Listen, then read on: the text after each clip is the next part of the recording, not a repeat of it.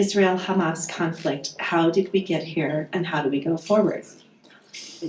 So I hope the holiday season was especially wonderful for all of you. As we kick off our program season for 2024, the winter season, I want to take a moment to recognize all of the people who make our organization work. So they're not expecting this, but I would like my staff, I have Elise. Where did Elise go? Right behind you. Elise is right there. Basha and Aaron. Where's Aaron? There he is over there. And we have a number of board members here today. I know that Rusty, our board president, is sitting right here. I have seen a few others. We've got Steve Wasco and Sky Forrester. If you guys could all just stand for just a moment, and if we could just thank them and thank our staff for everything they do. Thank you. They are what makes this all work. We also have a number of first-time guests here today, and we're so glad you're here. If you have any questions about our organization, any of the people that I just pointed out to you, please feel free to approach them with your questions. We'd love to help you.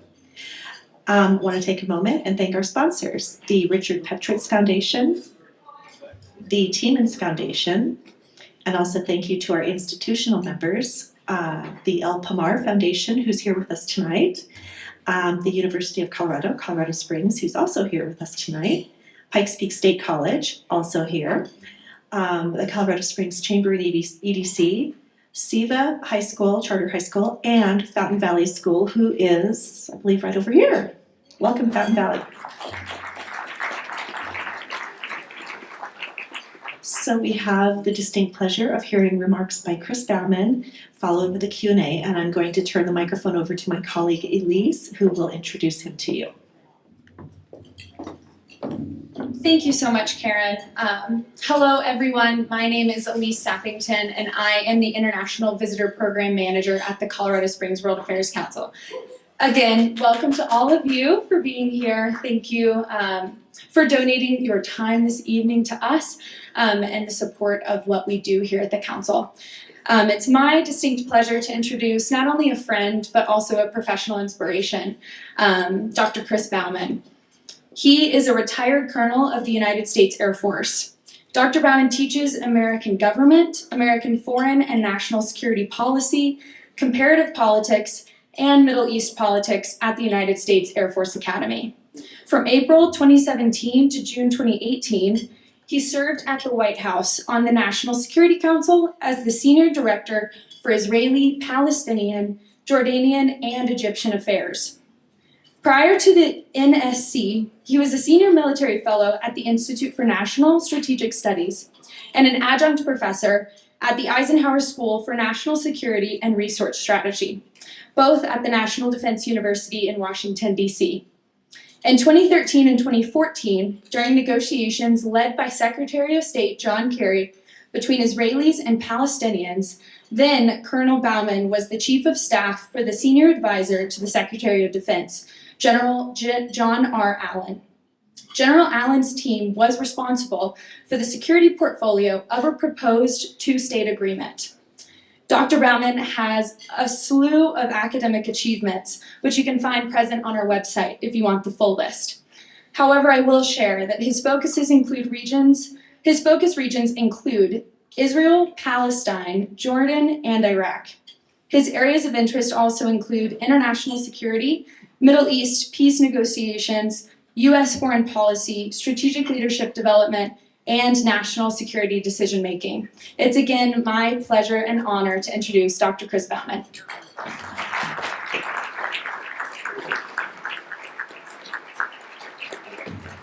Thank you, Elise. How we sound it? Good back there? Woo. How about now? That sounds good. Just grab it. Y'all good back here? Everybody's good? Okay, it's a pleasure for me to be here with you all. This is an intense topic. There's a high level of emotion around this. It's not something that's easy to get your mind around. And so what I want to do is spend some time giving you a little bit of intro, talking about the background of how we got here, and then we'll spend the last part of it on what the way forward might be. I start off with this right up front to let you know that I am pro-Israeli and pro-Palestinian. And most folks are like, well, how can that possibly be? And this is what that looks like. When I was at the White House and working with Jared Kushner fairly often, he was always pushing for the Israeli narrative and pushing for the Israeli position, and so I would try to balance that by presenting the Palestinian narrative in that case. And so he was totally convinced, and still is to this day, I think, that I'm pro-Palestinian. But when I worked with Hussam Zamlat, who was the equivalent of the Palestinian ambassador to Washington, D.C., he was always pushing the Palestinian position and the Palestinian narrative, so I was balancing that with the Israeli. So he's probably still convinced today that I'm pro-Israeli. And the real answer is that I'm both. And if you come here tonight and you're strongly one or the other, you'll probably think that I'm the opposite of whatever you are. Because my goal is to help you understand both narratives. The reason I put pro-security and pro-peace is that it is pretty much physically impossible to have peace without the right kind of security architecture behind it.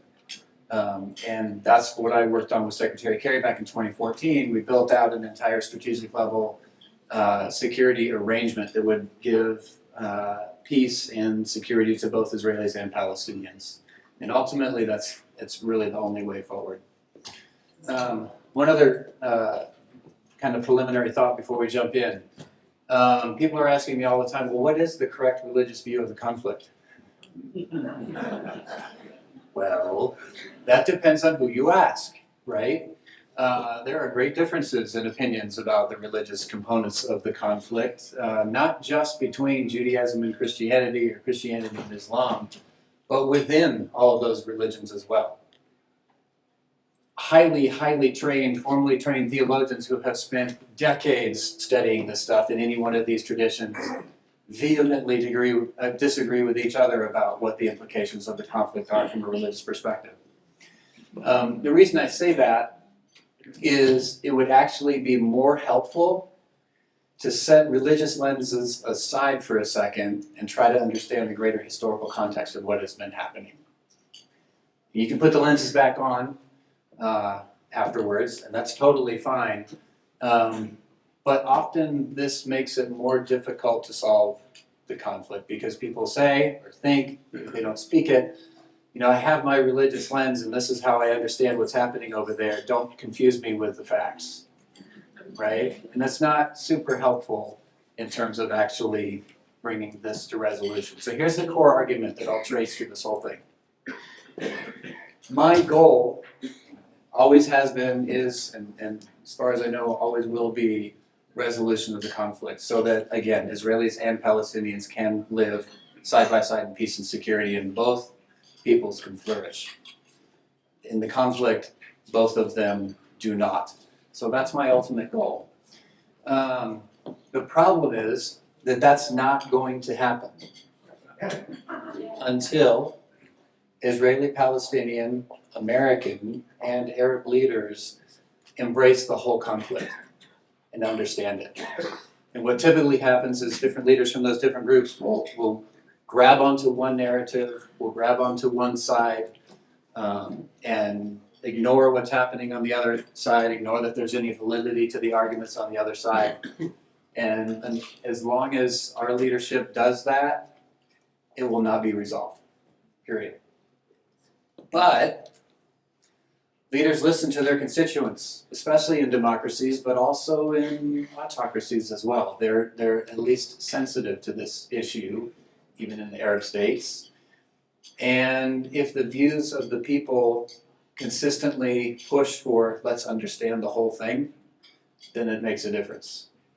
Therefore, the people matter. Therefore, you matter. And your understanding of this matters. Because ultimately, if we do this, we'll work our way back towards resolution eventually.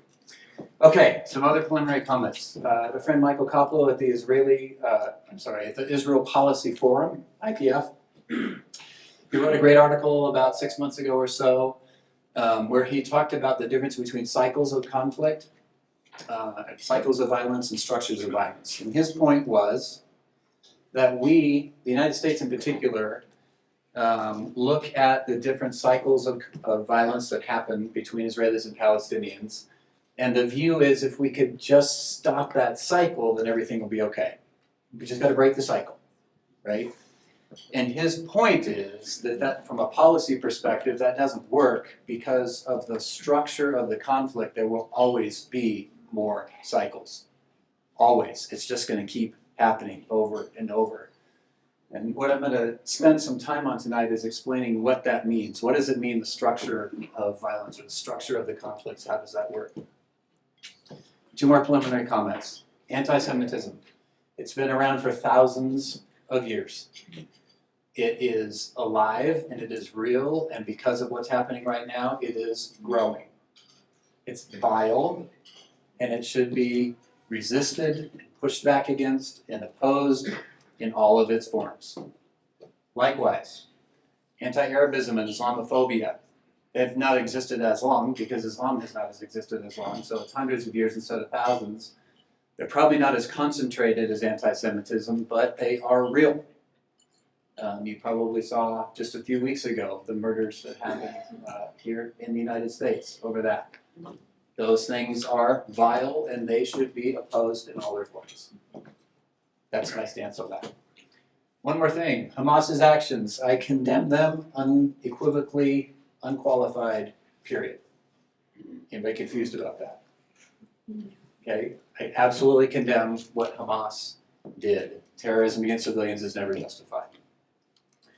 And this is a key concept in terms of understanding both narratives. An explanation is not a justification. An explanation of why Hamas maybe did what they did, or why Palestinians have acted certain ways, or why the Israelis respond in certain ways, doesn't justify or make an excuse for why they do those things, but it does help us understand maybe what's going on behind the scenes. This is not Israel. But that is, the whole place fits north to south in the state of Colorado. Right? It is not a large place. And if you look at this little tiny thing over here, the Gaza Strip, is smaller than any county in Colorado. This is a very, very small place. And that has a significant impact on why it works the way it does. Here's the geography. So right down here, that's the Gaza Strip that we're talking about right now. Israel itself is this shape around it. The West Bank is up here such because the Jordan River runs here from the Sea of, from Kinneret, which we would think of in biblical terms as the Sea of Galilee, down to the Dead Sea. So that's the Jordan right there along that valley, and that's the West Bank, that kidney-shaped thing. Jerusalem sits right in the nook of that kidney, right about there. The West Bank is mostly the high ground, as you can see from this. The Jezreel Valley up here, kind of like our San Joaquin Valley in California, is super, super productive agriculturally. And Tel Aviv sits down on the coast, down in this area down here. So that's the geography of what we're talking about. Down to the south is Egypt, over here is Jordan, Syria, and Lebanon surrounding it. Lebanon, Syria, Jordan, and Egypt down here is Sinai Desert. So that's the geography. Okay, concept of narrative. Bauman has this great quote, be a great idea if the various countries of the world would occasionally swap history books just to see what others are doing with the same set of facts, right? Narrative is the idea that a people tells itself about its own story. Where did we come from? Who are we? What are the key points of our history? And narrative tends to work like this. The people group will tend to emphasize, highlight, maybe even exaggerate certain things from their history. And at the same time, they may downplay or even deny other parts of their history, right? And if you can imagine, if there's two groups that are in conflict for a long time, those two lists are probably exactly the opposite. The things that this one wants to emphasize, this one wants to downplay, and vice versa, right? So narrative is not myth. It's not made up. It's just what do we emphasize or what do we downplay in terms of our histories. So I'm going to talk about two narratives. I'm going to talk about the Israeli narrative, and then I'm going to talk about the Palestinian narrative, and then we'll see where they begin to cross and where that starts to get really difficult. This is a guy named Theodore Pinsker, 1891 or so. He wrote a book called Auto-Emancipation. And from the time that the Jews were exiled by the Romans in about 70 or so, they lived in diaspora all over the world. There was no such thing as a state of Israel for nearly 2,000 years. And the arguments began among them about how do we go about this thing of creating this state. And what Pinsker's conclusion is that we have to auto-emancipate. We have to emancipate ourselves. No one else is going to do it for us, was basically his argument in about 1891. This is a guy by the name of Alfred Dreyfus. He was an officer in the French military and a Jew, and he was accused of spying. And he went on trial in Paris, 1894 or so. And when he was on trial, it went from this guy's a spy, we don't like him, to this guy's a Jew, we think we should kill him, to we think we should kill all Jews. And this guy, Theodor Herzl, watched this, and he said, if France, the supposed bastion of equality and fraternity and brotherhood and all that, if in that country people in the streets can be chanting, kill the Jews, then where can they be safe except in their own state?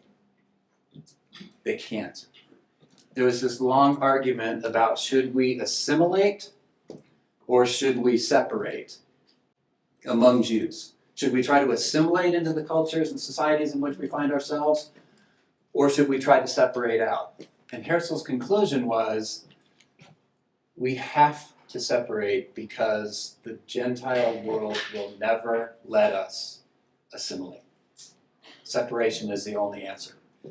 And so he made that argument. He founded the Jewish National Congress, first meeting in Basel, Switzerland, and that began a group of events that we'll talk about next.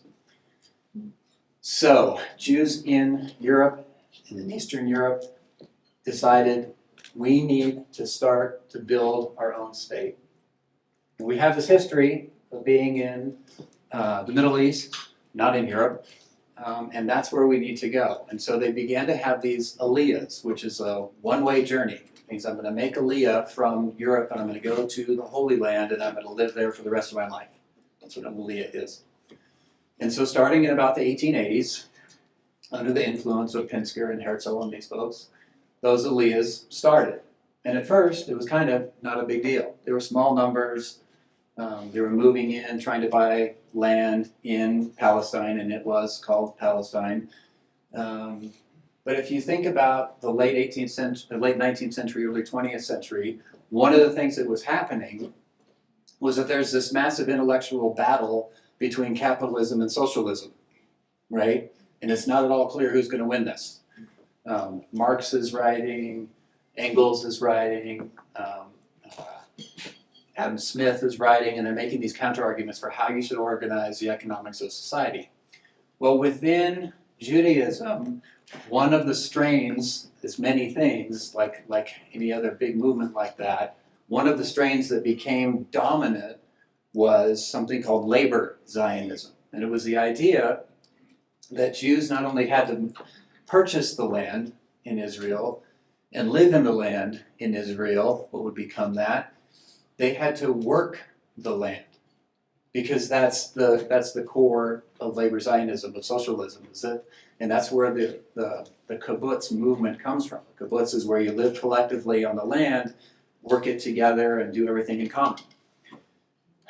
It became a much more militant strain of Zionism, and so as Jews were moving in, they were saying to the Palestinian itinerant farmers that were there, yeah, you need to leave now. It was okay when they were moving there and the Palestinian farmers that had been doing that for generation after generation for centuries, they were okay with that, but when they started to say, no, actually you need to leave the land, that's when these riots began to happen.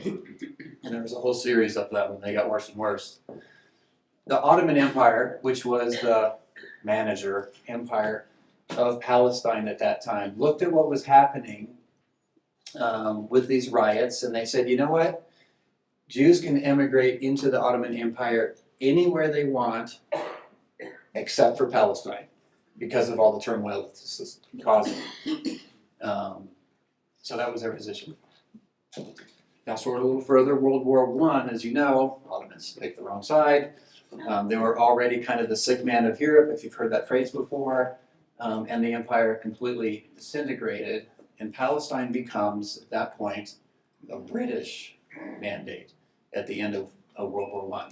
So now the Brits are in charge of all this. But by World War II, the Brits have been led white in World War I, they've been led white in World War II, and they're like, we can't do this empire thing anymore, right? So we had just created this thing called the United Nations, and the British said, you know what, we're gonna pitch this problem to you, figure it out, because we can't handle it anymore. And they announced in November of 1947, we, the British, are going to depart in May of 1948. And so that time frame was well publicized. Obviously, at the same time, the Holocaust is happening. I'll talk more about that in just a second. That's naturally increasing the number of Jews that are leaving Europe, especially Eastern Europe, to get to the Holy Land. And so this is a critical period. The brand new United Nations does what the United Nations does, and it forms a committee, right? And it formed the UN Special Committee on Palestine. Representatives from, I think, 13 different countries were part of the committee. They traveled to Palestine to look at what was happening. They spoke with lots of Jews on the ground, a few Arabs, but the Arabs were pretty reluctant to talk to them because the Arabs are like, we see where this is going. This doesn't look really helpful. So glad you're here. Have a great time, but I hope you leave soon. So UNSCOP, the UN Special Committee on Palestine, comes up with a plan, and I'll show you that in just a second. As soon as the UK departs then, in May of 1948, David Ben-Gurion declares the State of Israel and says, we are now independent, and immediately the Arab states around attacked. And it was the first Arab-Israeli war then, 1948 for 1949, in that period.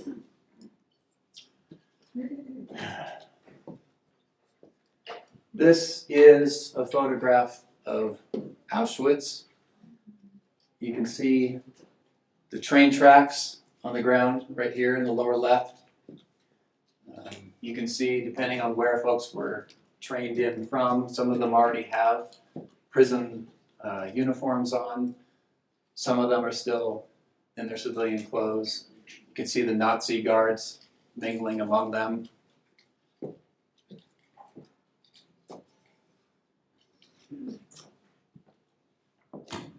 And you can see the smoke rising from the crematorium's furnaces in the background. This is one day's work at Buchenwald, another of the death camps. It's impossible to overstate how present this is to Israelis. This wasn't 70 years ago, this was last night. That's what it feels like. And when we worked with the IDF, they would still talk about this as though it were absolutely fresh. And on October 7th of last year, when Hamas attacked and killed Israelis, some of them in their own homes, and the state of Israel failed to be what the state of Israel was supposed to be, the safe place where Jews can finally have safety and freedom, it re-traumatized the entire state. It made them feel like this is happening again, right? And you can't understand what the Israeli government chooses to do. You can't understand how the Israeli public chooses to react unless you understand this, unless you understand this part of the narrative. And if you ignore it, you'll never get it. And there's another narrative, the Palestinian narrative. Dial back to 1947. After all the purchases that were done of the land by the Jewish National Fund and the World Zionist Organization and a whole bunch of other smaller organizations that worked in hand in glove with them, Jews owned about 6% of the land area in 1947. So this is when the Special Committee on Palestine came and made its visit. That's what they saw. So they recommended we divide it into a partition plan that looks like this. And you might say to yourself, well, how did they go from 6% to 52%? The Arabs asked the same question. Palestinians are like, what? By the way, in these white areas that were now the new partitioned area for the soon-to-be state of Israel, there's still 850,000 Palestinians living there. So when Britain makes that announcement in November of 1947 that we're going to leave in May of 1948, the Haganah and the Irgun and the Stern Gang, these forerunners to the IDF, the Israel Defense Forces today, began to try to make this reality. And they began to effectively ethnically cleanse Palestinians out of these areas that were supposedly designated now to this new state of Israel. The reason that the Arab states attacked, and we're talking about the Palestinian narrative now, the reason that the Arab states attacked is because they're looking at this ethnic cleansing that's happening, and they're saying, this has to be reversed. This is not, you can't do this. And so as soon as the British left, who even though they had been bled white in World War I and World War II, they were still a much stronger military force than any of neither the Haganah or the Arab state forces in particular. So the Arabs couldn't do anything. As soon as the British leave, they're out of the way. That's when they try to reverse the ethnic cleansing that happens at that point. The Arab states were horrifically led. All the Arab leaders had different agendas. Some of which had something tangentially to do with the Palestinians and some of them not. The Haganah, by contrast, Jewish units had fought with the British in World War II as entire units. They were highly experienced, they were really well equipped, and some of their equipment managed to get diverted often during the war, such that there were lots of arms and weapons waiting in Palestine that the Haganah could then roll onto when they got there. So it is, in some ways, a miracle that the state could be declared and then they could win that first war, but it's also kind of understandable that, they were super experienced, they knew how to fight, they knew how to work together really well, unlike the Arab states, and that's how they won that war. But when they did that, they changed the boundaries and they gained a whole bunch more territory. And these lines that are sitting right here, the armistice lines, the 1949 lines, the pre-67 lines, they're all the same lines, and those are the lines. That's what the basic outline of the state of Israel is today. And it stayed that way up until 1967. The key decision, the key moment, was in 1949, after the armistice was signed between Israel and all the states around it. The war was over. The Palestinians who had either been forced out or had fled for whatever reason, there's different explanations for why they did. Those Palestinians said, we want to go home now. And by international convention, international law, that's what happens. There's a war, people become refugees, and after the war, they're allowed to go back. The key decision was the new state of Israel said, you cannot. And in that moment, it made two things true simultaneously.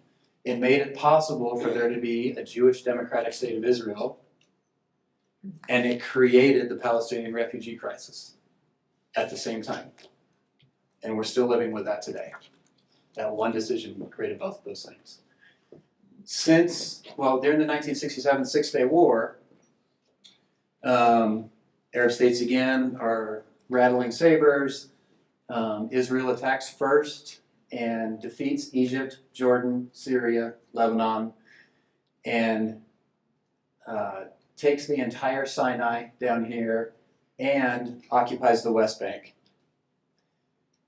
When they won that war, the entire world sat up, and most Israelis did too. They didn't expect to win it in 6 days, but they did. It was a militarily amazing feat. But they also took over the West Bank and Gaza at that moment. And in the very moment of their victory, they also, in a sense, inherited the seeds of destruction because they now occupied what was left of the Palestinian territories. And they still do now, with a little bit of an exception I'll talk about in just a second. The reason this is all broken up into an archipelago of little islands is because in the 1993 Oslo Accords, they divided the West Bank into areas A, B, and C. Area A is where you have Palestinian governance and Palestinian security responsibility, I think the big cities. Area B is where you have Palestinian governance, but you have Israeli security. Thank you very much. And Area C is everything else, which is the majority of it, which is Israeli governance and Israeli security in the West Bank. And that creates a tension, to say the least, because to this day, Israel occupies the West Bank. The Palestinian Authority, which was also created in the 1993 Oslo process, is nominally in charge, but it's a mess. It's corrupt, it's inept, and because ultimately the Israelis are in charge of security there, even the Palestinian Authority security forces that we, the United States, helped create in the mid-2000s, with the view of your motivation for doing this is that someday you will have your own state and you will fight for that. Very few of them believe that anymore. So this archipelago where, and by the way, to go from one island to the next island to the next island, you have to go through a series of checkpoints, right? So this, 50, 60 miles from the north to the south could take, an hour for us. It could take 8 hours, a couple days, depending on how those checkpoints are rolling at that time. And it makes it economically really, really challenging. Here's one more tension. The most basic responsibility for any state of that government is to provide security for its citizens, right? That's what the United States government does for us. That's what every government is supposed to do. But the way that you go about that matters, right? How you go about that matters. This is a close-up of the West Bank. The dark reddish, brownish colors are that area A that I talked about, where the Palestinians in theory have governance and security control. Area B are these gray areas. And Area C is everything else. But there's these other things in there. Do you see this dark blue, like Ariel? Modin Elite, these are settlements. And all these little blue dots all through here are Israeli settlements. Those are places where sometimes the Israeli government just looks the other way, sometimes they actively participate, but that's where citizens from the state of Israel have actually moved into the West Bank and taken more territory from Palestinians. So just in terms of numbers, back up here real quick, this third map right here, in that section, the white area is 78% of the original land area, and the West Bank and Gaza combined are about 22%. And since the Oslo process, 1990s on forward, The question has never been how much of the original land area do Palestinians get. The question is how much of the 22% do they get in some kind of settlement or outcome. And then if you combine that with the increasing settlement activity of Israelis moving into the West Bank, more and more land has been taken. So another part, a key part of understanding the structure of the conflict is the power differential between the two groups.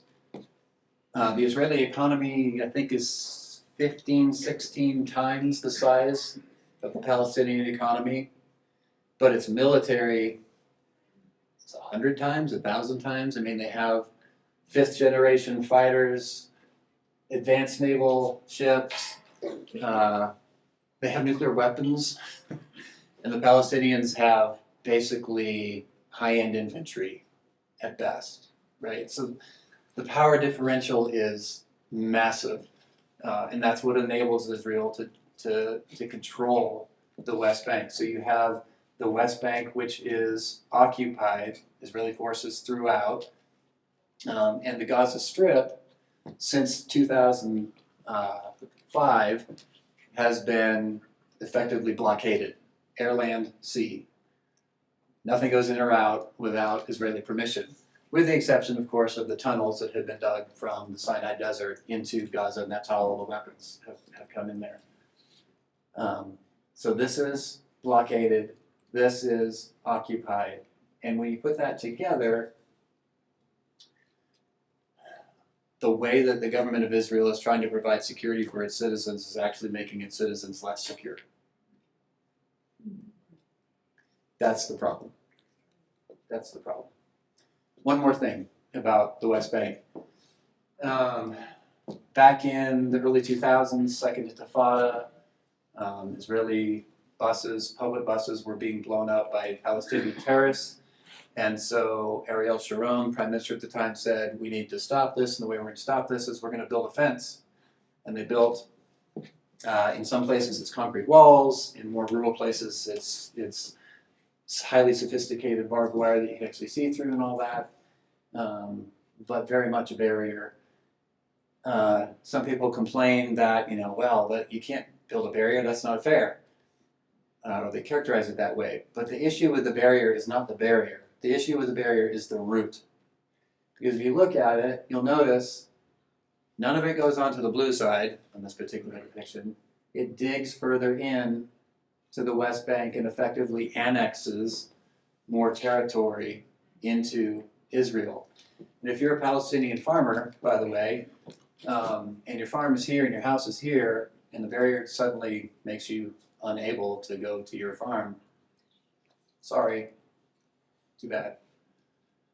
So it's the root of the barrier, annexing even more and more of that 22% on top of what's been taken out with Area B and Area C. That's the crux of the issue. Now, all of this on both sides of the conflict has a human toll. This is one of those buses I was describing. Back in 2007, I think it was, I had dinner with a family in Haifa.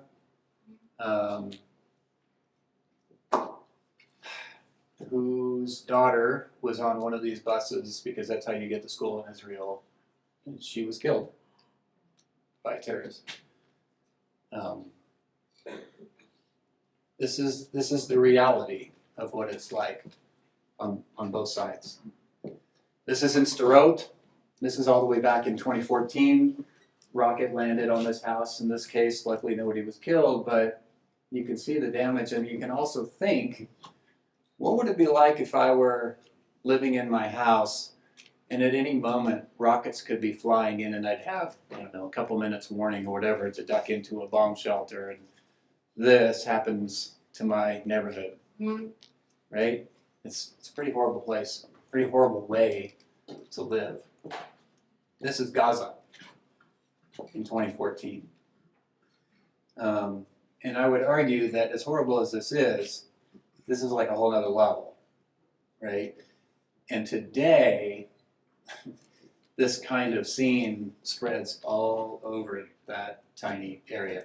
2.3 million people living there, stuffed into that little tiny space. It's one of the highest population densities on the planet. But this is the human part of it. Both sides are suffering. There's an entire group of IDF soldiers who did their time and are out, who are dealing with the trauma of occupying, doing these sorts of things. So it's on both sides. Back in 2022, folks were asking, hey, what's going on in there? The Biden administration, maybe wisely at the time, was like, every administration has tried to bring peace to this region before us. This is not the time. The leaders are not for it, and we are not going to waste any political capital trying to do it. And then just about a year ago, a little over a year ago now, December 22, the Netanyahu government, the new government, was brought into office. And it is measurably, empirically, the most right-wing government in Israel's history. Folks that were like way out on the fringe calling for the ethnic cleansing of Palestinians again, and people are like, they've moved from the fringe to the center. They're sitting in the government. Itamar Ben-Gvir, Bezalel Smotrich, these folks that have called for the expulsion of Palestinians and that sort of thing. And because of all that rhetoric, the violence in Gaza, the violence in the West Bank was moving up and up and up. And we said back then, saying this for a long time, the chances of violent outbreaks are very, very high. And that was a couple of years ago. So how did Israeli intelligence miss this? They didn't. The reports are coming out now more and more clearly that they were sending this information up. And somewhere up there, either within the Mossad, within the IDF, the high levels were saying, stop telling us this, we don't want to know it. Mostly because of Netanyahu. Remember I said he brought in that most right-wing government. The reason he brought in those crazy characters into his government is because he's under multiple indictments as the leader of the country. Ring any bells? And so he needed to bring into government, cut this little deal that, hey, I'll bring you in if you will help me depower the Supreme Court because they're really annoying. You know, the Supreme Court's always telling us these things we can't do. And so from last December, January, February timeframe, all the way up until October, there were demonstrations in Tel Aviv and in Jerusalem every weekend. Hundreds of thousands of Israelis were in the streets protesting their own government, saying, don't make this into an autocracy. But that's what Netanyahu has moved towards. And then this blew up. So they didn't want to hear it, and so those warnings were ignored. Managing the conflict. When we were working with the Israelis back in 2014 timeframe, 13-14, building that security architecture, we were working with Israelis, Jordanians, Palestinians, but we spent most of our time with Israelis. Security architecture is basically one problem after another. How you solve that, how you solve that, how you solve that. And we were pushing them. Okay, what do we do about that?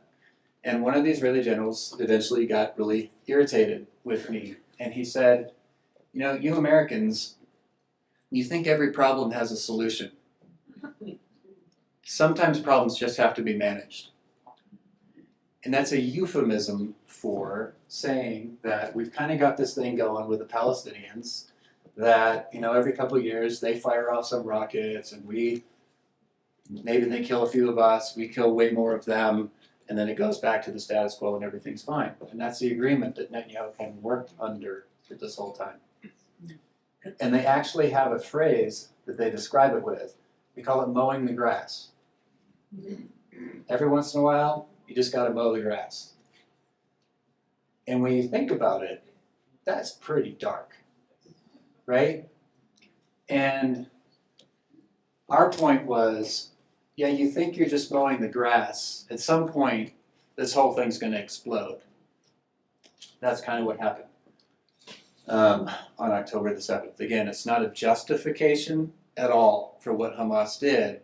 but it helps you understand if you're living this part under blockade, this part under constant occupation, and you're mowing the grass every once in a while, it may not continue to work forever. So where do we go from here? As soon as this happened on October 7th, that afternoon, the United States government was engaged in moving aircraft carrier groups into the region and telling Iran and telling Hezbollah, stay out. Do not enter this conflict. The reason we said that was because Hamas has been a nightmare. Hezbollah is like end of days sort of stuff. What I mean by that is Hezbollah has, by now, probably a couple 100,000 rockets, mortars, and missiles that have all been increasing in range, increasing in payload, and increasing in accuracy. And if Hezbollah decided the balloon's going up and they fired off everything that they have, it would completely overwhelm the Israeli missile defense systems. Like, there's no possible way it could keep up. This story's not over. If you've been watching, there's been increasing amounts of violence cross-border on the northern part of Israel, conflict with Hezbollah. And if they jump in, it's a whole different ballgame for Israel. They're concerned about Gaza. They're terrified about Hezbollah. That's what's happening, and that's what we're trying to do. What else should we be doing? We should be watching Jordanian internal dynamics really closely. When I was at the White House, this was something that was very, very high on our radar. I do this game with my students every once in a while. I say, okay, name this state. It's a Middle Eastern state. It's a monarchy. Has good relations with the United States. As a matter of fact, it uses a bunch of United States weapons systems, and there are U.S. contractors operating a bunch of those systems in that state. Name that state. And of course, you've got, dozens of options, and they're all not the one I'm thinking of. The one I'm thinking of is Iran in 1979, right? Up until the Iranian Revolution, that was true. It was a strong U.S. ally. We had weapons systems there that were United States operated by U.S. contractors and military personnel, and then it all went south, right? Jordan has some very similar dynamics to it. And if you're an Israeli officer, you don't think of your strategic depth starting at the Israeli border. You think of your strategic depth starting at the eastern Jordanian border. Jordan is part of how you think about your defense because you have no strategic depth otherwise. So what happens in Jordan is very, very, very important. What should they do? They should support the removal of Hamas, but they've got to change tactics. And if you've been watching very slowly over the last few days and week or so, Secretary Blinken is there again, and they have changed, Israel has changed how it's prosecuting the war in Gaza. And it's much less bombing intensive. They have to be able to claim some kind of defeat of Hamas. If they leave Hamas in place after this, it's game over. Like, they can't survive that. But more importantly, they need to begin planning now for the morning after. And you're hearing this kind of dribbling out. I've been working with some Israeli NGOs on the ground about how do you do this, what do you push for, what should that look like. Here's what that should look like. You have to completely change everything. You have to give the Palestinians hope that this is not just going to be Oslo all over again, where we say, yeah, we're going to do this, we're going to do that, and we never actually do it. They can't do that. You got to give them hope. How do you give them hope? Well, you make rapid, visible, significant changes on the ground on the West Bank to start with. All those areas A, B, and C, you begin to make them into Area A and expand that more and more, make it an actually economically viable territory. You take the Palestinian Authority, which right now is in tatters, and you rebuild it, you revitalize it.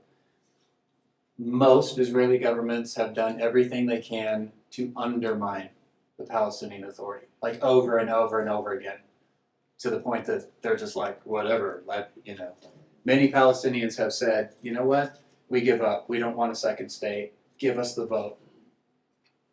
One person, one vote, let's go. But that makes it really tough to have an Israeli-Jewish democracy. So something else has to give. So you got to revitalize that. And then you have to publicly commit to a two-state solution process and say, we're actually going to do this thing. Transition Gaza to PA, Palestinian Authority Governance and Security, and do that in fairly rapid order. Netanyahu is on record as saying, not going to happen. Israel's going to occupy Gaza and make it great again, I guess. It's not going to work. And then actually implement this stuff. Actually work forward with the plan of the two-state solution process. This is what will actually get you some kind of resolution to the conflict. And I am I'm not under any illusion that any of this will be easy. But there are folks within the U.S. government very strongly pushing for this right now. Is that Secretary Blinken's region? Some folks will say, how can you talk about a two-state outcome? How can you talk about a peace process when October 7th just happened? How can you possibly talk about that? My argument is that October 7th happened exactly because we have refused to take seriously talking about this. And it will happen again. We'll be here 2 years from now talking about the latest outbreak of violence. And we'll be here 2 years after that and 2 years after that doing the same thing, unless this stuff changes on the ground. Lots of folks ask, hey, what can I read to learn more about this? I've read shelves of books on this stuff. The single best volume I've ever come across is this one by Charles Smith. It's in its 9th, maybe now 10th. Yeah, 10th edition. You get 10 editions of the same book. Basically, he adds a chapter that updates what's happened in the last few years each time. But this does a great job of just laying it out. Here's what's happened up to this point. And don't tell Charles Smith this, but if you go on Amazon and you just go back one edition, it's like half the cost. Just don't tell Charles. It's taken decades to create this mess, and it's going to take decades to resolve it. This is not an instantaneous thing. But when people understand both sides of the conflict, and they are able to articulate both sides of the conflict, and they're able to tell their elected leaders that there are two sides of this conflict, that can begin to change the equation. Thanks.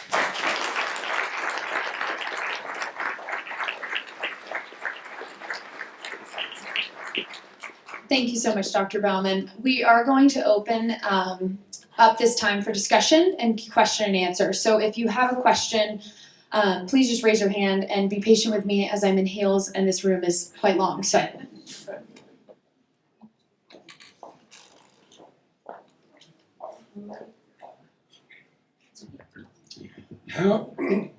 How do you get leadership among the Palestinians? Arafat was offered peace and he didn't take it. He was duplicitous. The gentleman running the West Bank right now is in his 80s. His last election was, 20 years ago? 18, but who's counting? Yeah, who's counting? And the reason Hamas took hold in the West Bank, not the West Bank, but in Gaza, is that they provided social services. Yep. So where is that going to lead us to a two-state solution if you don't have leaders on the other side that you can negotiate with? Correct. No, it's a great question. So I mentioned the part about Israeli governments undermining the Palestinian Authority over and over. Arafat was absolutely duplicitous, and he played his lieutenants off one another, and did that whole thing. The story of Camp David 2000 is a little more complicated than that, in terms of him being offered peace and not taking it. Nothing was in writing in Camp David. If you talk to the folks who were there, they never laid a map on the table. They never wrote down, here's the parameters. President Clinton later, a year later, released what he thought they should be.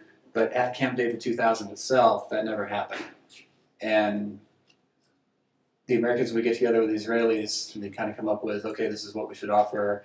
And then the Americans would then go present that to the Palestinians. The Palestinians knew that was happening. And so when we would come with these proposals, Arafat and his lieutenants would say, well, what about Jerusalem? Like, how's this going to work? They're like, trust us. And Arafat literally said, do you want to come to my funeral?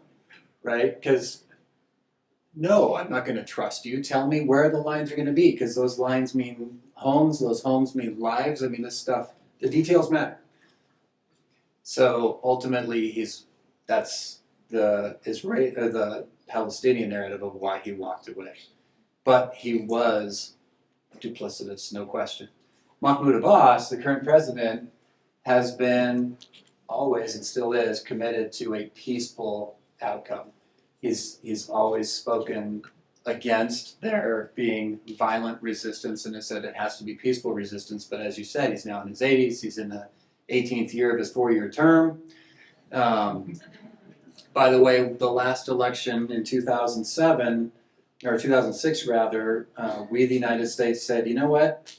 We're doing this Middle East thing, and it's really cool to have elections, and you Palestinians, you need to have some elections. And the Palestinians were like, I don't know, that's such a good idea.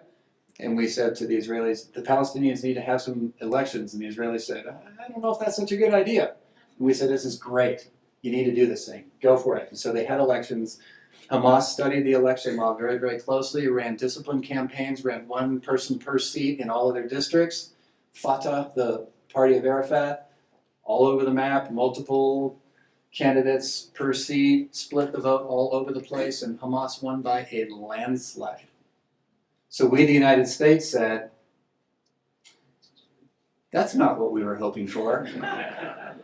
So here's our new policy. We're going to pretend it didn't happen. And that's what we've been doing ever since. It's why they haven't had another election, among other reasons, that they would lose. Fatah would lose. But our hands are in this. President Obama said not too long ago, nobody's hands are clean in this conflict, and that's what he means. We, the Americans, have problems with it. Israelis, Palestinians, it's all mixed up. So the core question is, how do you develop a new Palestinian leadership? There are people in the wings that would be capable of stepping into real leadership. We worked with some of them. But they have to be given legitimacy in the eyes, not just of the Israelis, but of the Palestinian people.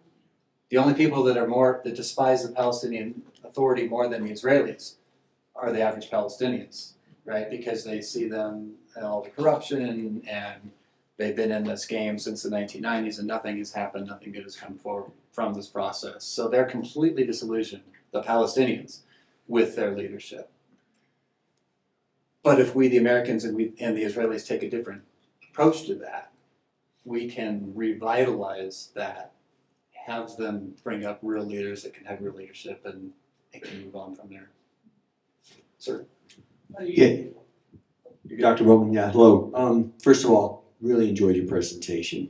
Earlier you commented that you were working with Mr. Kushner, right, in developing a security architecture years ago. Secretary Kerry was the security architect. Oh, excuse me, Secretary Kerry, I apologize. No worries. So, yeah, could you comment on, the role of the UN at that moment, and what role and responsibilities they had in the development of that security architecture? Because I'm very curious on whether, did they leverage, did they influence, or have any influence at all? The time frame is 2013-14 when Secretary Kerry was making a run for the Israeli-Palestinian peace process at the time. So he was like the Energizer Bunny. Like he would just go after this thing. And when he came into the administration, this is the second Obama administration, Obama invited him to be the Secretary of State, and he said, I'll do it if you let me make a run at the Israeli-Palestinian peace process. Because he'd made all these relationships over the years with Senate Foreign Relations Committee and all that sort of thing. So when he became Secretary of State then in 2013, he formed this team, and he knew intuitively that Israelis would not go for any kind of solution. They would not even begin to talk about Jerusalem or borders or refugees or settlements unless they knew that security was taken care of. So that's why Secretary Kerry tapped General Allen, who was coming out of Afghanistan as the ISAF commander at the time, and said, build this thing, figure this out. And so that's what that team that I was on did. But is that getting at the heart of your question? Essentially, what role did the UN have in all these activities going on? We worked with their representatives, the quartet, UN, US, Russia, EU, is still kind of a thing. It's not as powerful as it was in the early 2000s, mid 2000s, but it still meets, and so we would work with the UN envoys that were there. But honestly, most of the work of substance has been done by the United States or by Israelis and Palestinians on their own. Does that answer that? Your next question is over here. Yeah. I also very much enjoyed your presentation. Thanks. Thank you. I have a question to a certain extent about what the future can hold, given the media attention, I personally think, disproportionate emphasis on the Palestinian suffering, and the fact that, I want to take you back in history for a minute. Sure. The Allies bombed Dresden to dust, killed a hell of a lot of Germans. Yep. But we felt justified in that because the Germans were complicit with Hitler, and he was a really bad asshole. We let it all go. The Hamas people are really bad, and the people in Gaza are complicit with them. When they came back on October 7th, marching old ladies naked through the streets, they were waving Hamas flags and cheering.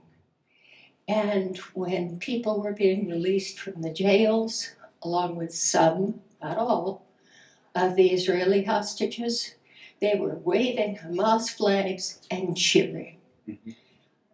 Yes, that has happened. But at the same time, we didn't bring benefits into Dresden to try to help the people who had survived. We didn't hear about the number of people murdered. And Hamas is ostensibly in charge of telling us how many people have been killed. We don't know that that's accurate. And yet, you turn to the BBC, you look at NBC, you look at CNN, frankly, you read the New York Times, which I have always trusted, and the front page picture of the history issue that came out to cover 2023 was a Palestinian mother holding her dead baby. How is Israel? And we all know about what's gone on at universities and people who've been marching in the streets. You're right, anti-Semitism is that far deep in every country's culture. And how is Israel going to pull this off, whatever they choose to do next, when the entire world has been told that they are among the worst people in the world? So, if I understand the core of your question, you're asking about the Israeli way forward when it's facing the media pressure and the world pressure that it's up against? This happens with every conflict that Israel gets in with the Palestinians or with its neighbors, where the beginning of it is pretty brutal, not Dresden, but approaching that. And over time, international pressure begins to increase to slow it down. The Israeli argument is that that's why Hamas is there. Like, we've never been allowed to pursue Hamas or Palestinian Islamic Jihad or Islamic State or any of these other groups to their final end.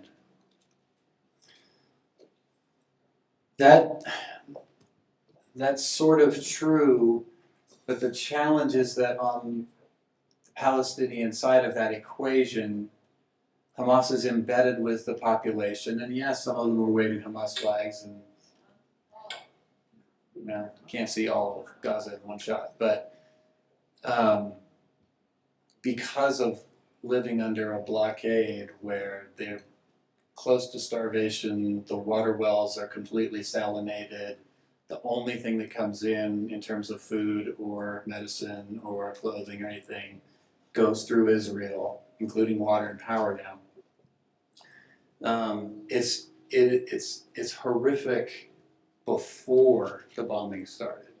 Since the bombing has started, you have over 75% of the population displaced.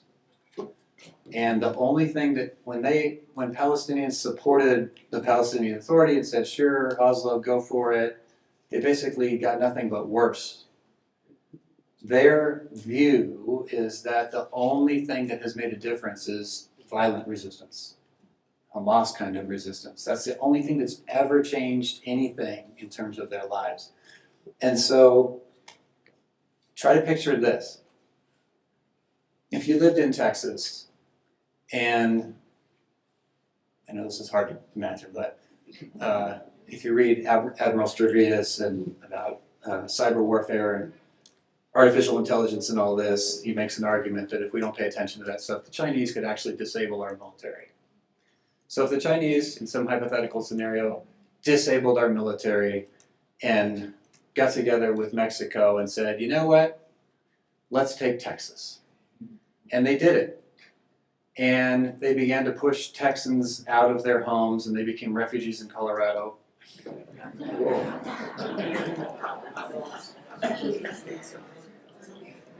Americans would not just go, okay, you win, right? I mean, what would Americans do? They'd draw on their giant arsenals that we all have and they'd fight back.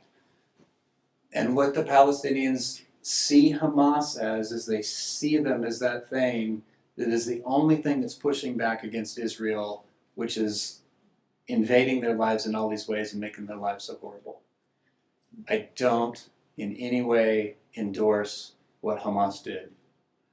But if you think about the conditions that have been in existence, not for a couple months, but for 20 plus years with the blockade and the occupation, and in the occupation's case longer than that, you can begin to see why people would go, I guess you're the only thing that's out there to help me. The media coverage, I agree that it's looking more at Palestinian suffering right now. That 23,000 Palestinians have died up to this point. And if you look at the aerial photographs of what the condition of the cities are, it's hard to guess that it would be much less than that. So I don't have a good answer for that, other than to say the only way forward is not for one side to all of a sudden get better at the expense of the other. It's for both peoples to embrace the idea that this is horrible. Let's change it. Our next question's over here. Yes, sir. Iran, how would you place them in this proposed two-state suggestion that you're making? So Iran is many things. Iran is super complicated, and then the troublemaker, we kind of look at the Ayatollahs and think, oh, it must be them, but really the issue is the Islamic Revolutionary Guard Corps, the IRGC, and specifically the Quds Force, something like that. You guys were asking about that the other day. Their goal in life is to wreak as much havoc as they can in as many places as they can. And even though Iran is Shia and Hamas is Sunni, they support Hamas. And most of the weapons that Hamas has ended up with are because of Iran. They've shipped them through Jordan, down through Egypt, up through the Sinai, and through the tunnels and gotten them in. So Iran is a pain in the ass, for sure. They're incredibly dangerous, but they're also deterrable. The reason I say that is dial all the way back to when Russia was dealing with Chechen rebels, and they were bombing them, kind of like Dresden. Iran at that point should have been like, go Chechnya, because it was a Muslim rebellion. Iran didn't say a word. And the reason they didn't say a word was because Iran had interests with Russia getting weapons in exchange for oil and that sort of thing. And they didn't want to ruin their relationship with Russia. So they let, again, Putin, sounds familiar, do his thing without getting involved. So they have a different value set than we do, but they still have interests and they still can be coerced into doing good or bad behavior. So they are a pain, no doubt, but they can be dealt with.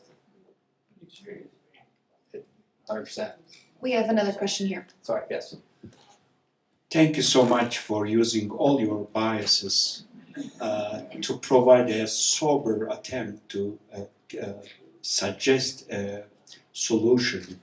And I have two questions related. One of them is, what can you say whether US has, in terms of having leverage to further such a solution toward Israel within the context of a potential, a much larger conflagration, especially as we started to now talk about Iran and Russia. Iran helps to in Ukraine, potentially leading to a nuclear umbrella by Russia to Iran.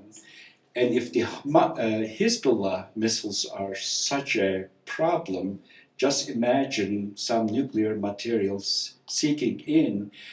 And within that context, would the fear of such a real hell push people to find a human toll solution? The fear of that much bigger, will that help us to further a solution? Okay, there's a lot in there. American leverage over Israel, it's not nearly as strong as we think, but it's stronger than we think. What I mean by that is some folks will say, well, you're the United States, why don't you just make them have a two-state solution? We can't, because in order to make them do that, we would have to invade Israel. Like it's not gonna happen, right? So you can't make Israel have a two-state solution that they don't want. That said, we do have more influence over Israeli government actions than any other country on the planet. We give them $3.8 billion per year and have done that now for, well, we're nearing the end of the current memorandum of understanding, so that's that 10 years. It was 2.3 before that. It was a whole bunch, and it adds up, once in a while, it adds up to real money. So there's that. There's also the Jewish diaspora support of Israel. There's the American evangelical support of Israel. Those things work together, and honest Israelis, Israeli intellectuals, folks that write about this often will say, you can't pretend that the United States doesn't matter. So we do have leverage. We can't make them do stuff that they don't want to do. They have thumbed their noses at us multiple occasions, multiple administrations when presidents have asked for specific things. But what you see happening right now is exactly that, is exactly American influence. Tony Blinken is on the ground right now. And as I mentioned earlier, the way they're prosecuting in the war in Gaza has changed character. It's not this big splashy thing, but it's happening. The fear of conflagration, the second part of your question, that is still absolutely real. And that is the thing that we, the United States, have been pushing against, working behind the scenes in multiple ways to try to keep that from happening. This summer, June, July timeframe, August timeframe, we were getting pretty close with the Saudis to expanding the Abraham Accords and bringing the Saudis into it. So the Abraham Accords were brought into place at the end of the Trump administration, where the UAE, Bahrain, and a few smaller countries said, you know what, we're going to make peace with Israel, just like Jordan did, just like Egypt did. We're going to expand this to the Gulf. The problem with the original Abraham Accords, though, is they again bypassed the Palestinian question. They just let it sit. And so it continues to boil and fester. The Saudis, and I'm no big fan of Mohammed bin Salman, but MBS said, we are not going to enter this thing until there is some kind of way forward for the Palestinians. And they were making progress on that and what that might look like just this summer. Everything goes to hell in October. Of course, that goes to the back. But that is now re-emerging. That's what Secretary Blinken is working on is, hey, Saudis, Emiratis, can we bring this thing together in such a way that we can actually build a future here? The Israelis will have to be on board. We cannot force them to do it.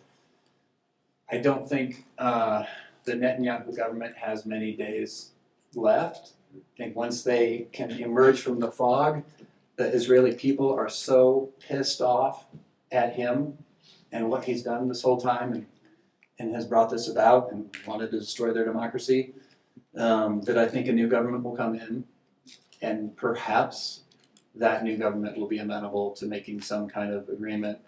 And if you bring in the Saudis and the Emiratis, along with the rest of the Gulf states, Iran becomes much less of a problem because they're there in the neighborhood, we can take care of them. Does that make sense?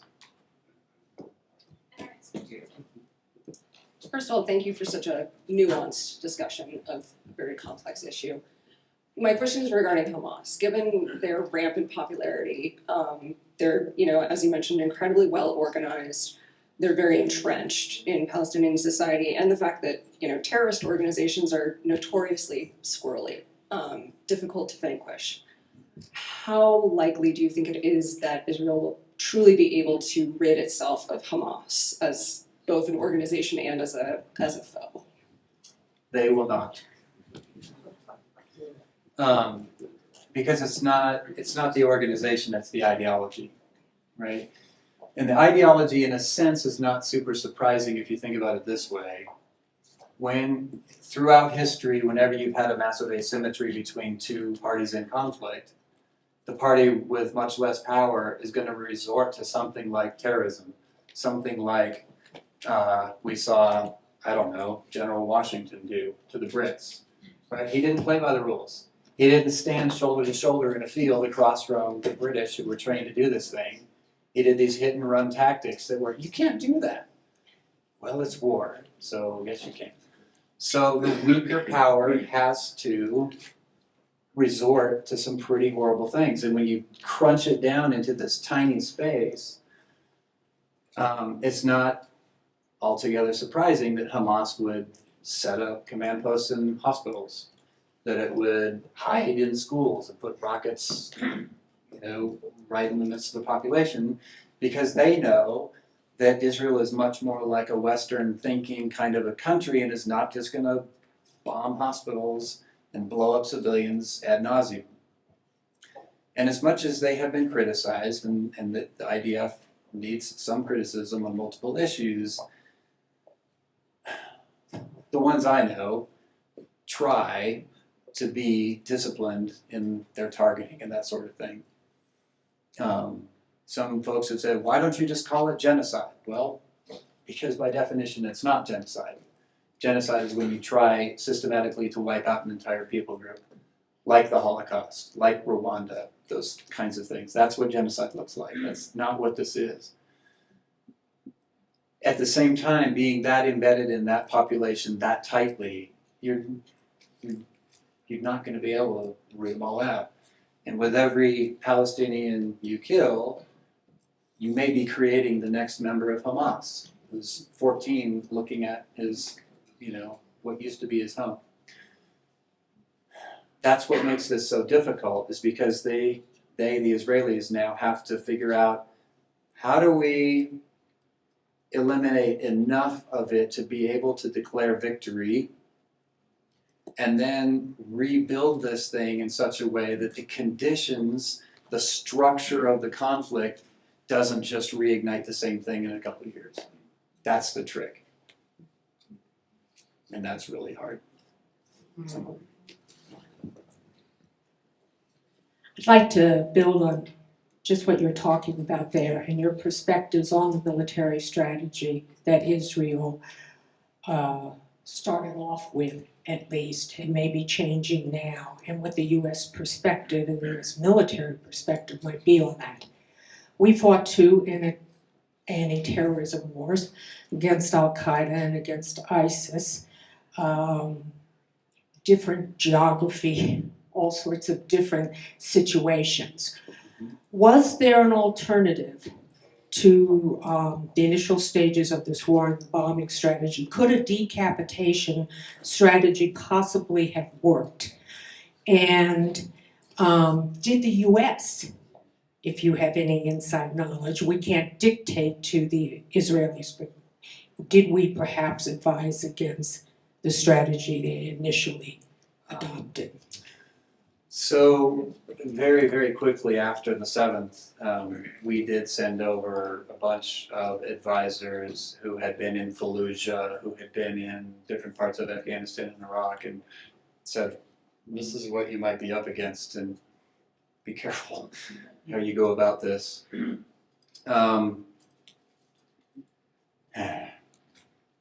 Could they have done a different strategy? For sure. Would it have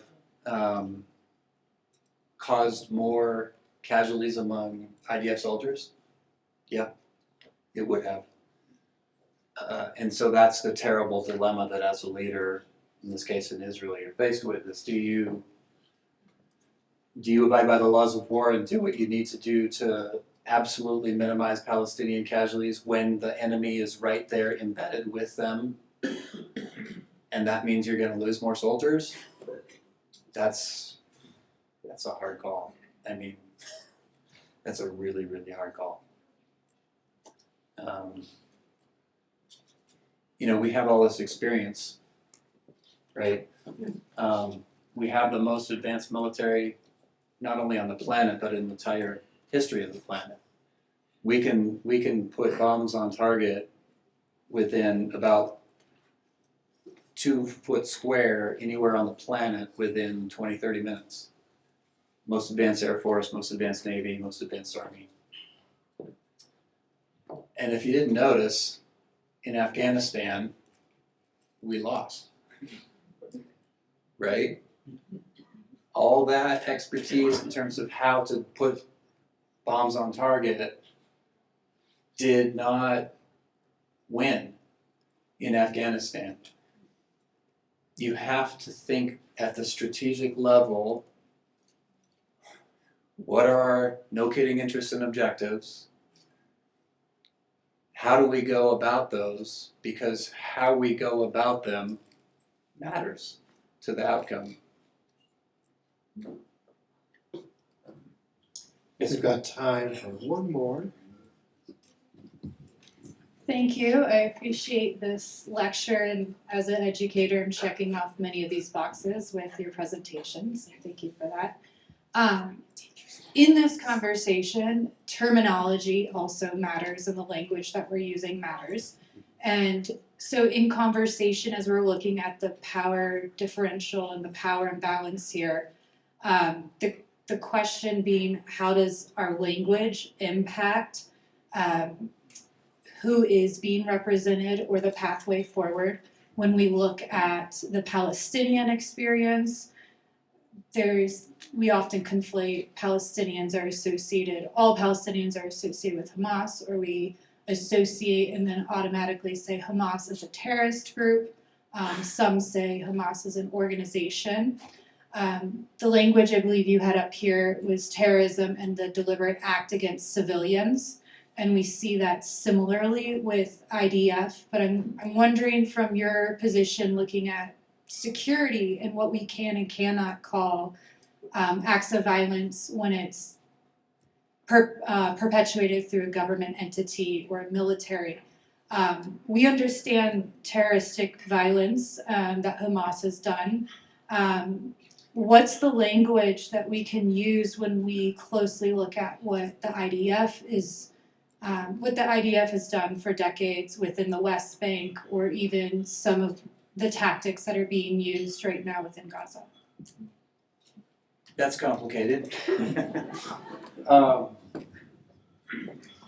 The short answer to the question about the IDF is encapsulated in what we call the laws of war. And in the laws of war, it talks about things like distinction, military targets versus civilians. We did do Dresden, but we don't do that anymore. We actually killed way more people in Japan through firebombing. Curtis LeMay, who was in charge of that, said, if that happened today, I would be a war criminal and would be thrown in jail for the rest of my life. So the way that we go about that, distinction, civilian versus military, proportionality, those principles apply to every state on the planet in terms of how they conduct themselves. So I don't want to make distinctions without a difference or make it sound like it's just parsing words, because my point is broader than that. My point is that this is horrible for both sides, and the question is, what do we do to move forward, right? So law of war, international conventions, that's what applies to governments. Hamas has some governance authority, but it is also absolutely engaged in terrorist activity, which all of the laws of war condemn. So it doesn't make any excuse for that whatsoever. But the way forward is to be able to articulate that there are two sides to this thing, to push our leaders to push for moving forward in a way that brings flourishing to all sides.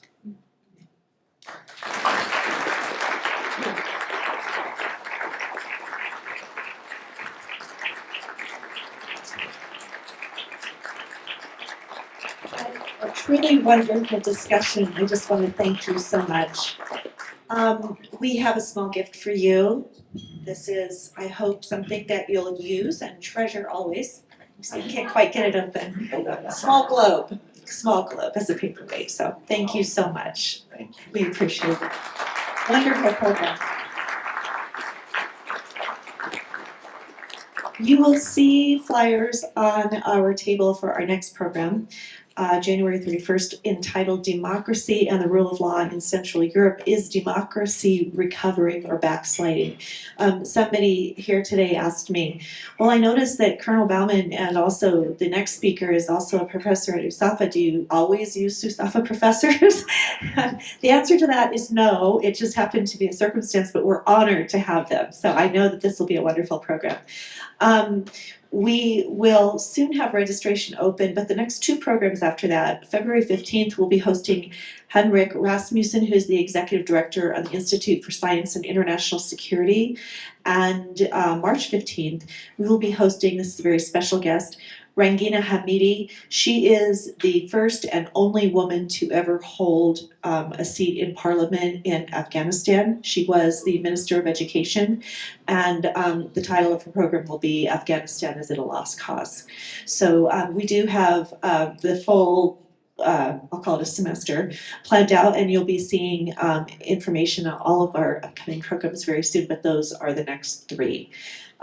So thank you for being here, and for registration and for our upcoming event, please refer to our most recent email, which came out today, or website at csworldaffairs.org. Thank you for being here. Good night.